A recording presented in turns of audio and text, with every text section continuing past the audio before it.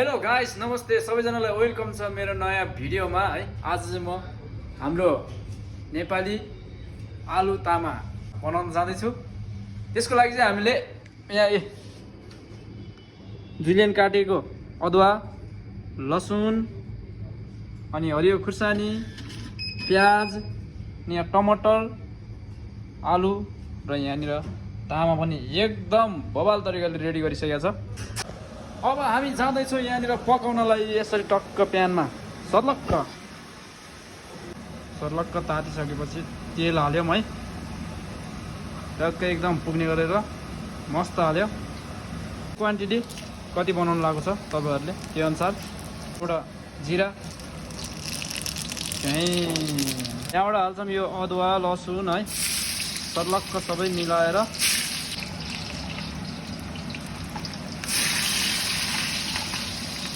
अदुवा लसुन प्याज खुर्सानी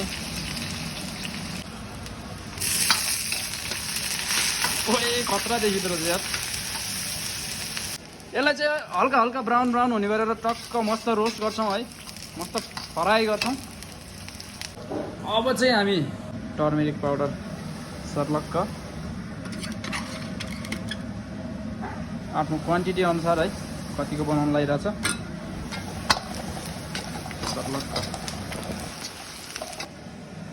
त्यो आलु हालिने हुन्छ पहिला तपाईँले है, त्यो तामा हालिने हुन्छ।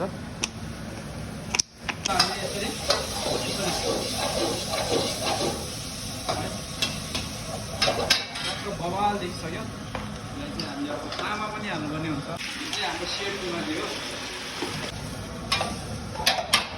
यहाँबाट हामीले हाल्छौँ यो टमाटर। इङ्ग्लिस भन्नु पर्दाखेरि टमाटो। अलिकति हाल्छौँ नुन है, साइड। यहाँबाट हाल्छौँ हामीले यो धनियाँ जिरा है, खुर्सानी हामीले अघि हालिसक्यो। ल यसको चाहिँ हाम्रो यसरी टक्क ग्रेभी जस्तो भइसकेको छ है। अब यसलाई चाहिँ खासमा आलु तामा भनेको झोल खाने हो है।